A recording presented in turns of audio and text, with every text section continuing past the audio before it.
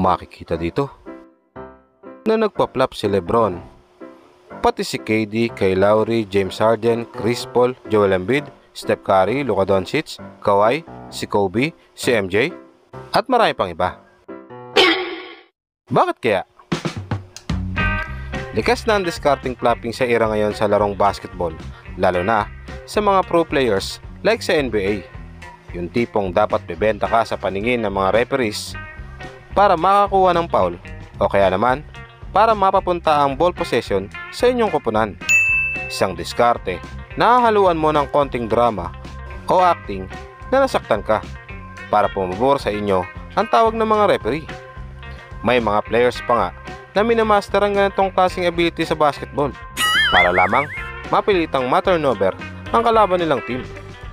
Katulad nitong si Lebron James, minsan ay na-interview itong si Lebron about sa flopping.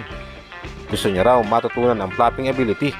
Sinabi niya nga raw dito na kailangan niya daw matutunan kung paano umarte na nasaktan at matamaan ng malakas kahit na manipis ang contact para naman daw mabawi nila yung mga missed call na natawag sa kanila ng mga referee.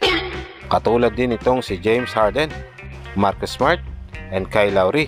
Ito yung mga master sa flopping Napakahusay nitong magpasabit ng foul. Konting bangga, pero akala mo binangga ng pagkalakas-lakas.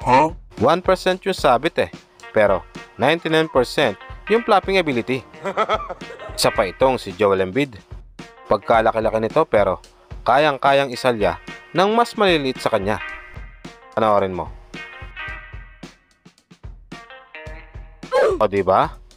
Nominado din sa Best Actor Award Kahit pagkanipis-nipis ng contact, napapatalsik pa rin sila at mistulang binalya ang drama. Minsan hindi na rin nila iniisip yung reputasyon nila bilang magigiting na player. Kahit kinikriticize sila ng mga fans, hindi na nila iniisip yung mga ganong senaryo sa kanilang mga karir. Mas importante pa rin siguro yung magiging ambag nila sa laro at sa team.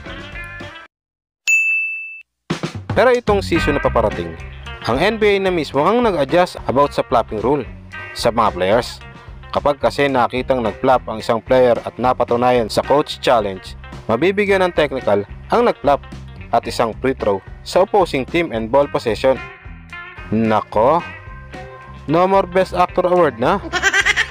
Overreact kasi ang mga floppers ngayon Halatang halata. Hindi katulad ni MJ noon. Simpleng-simple lang.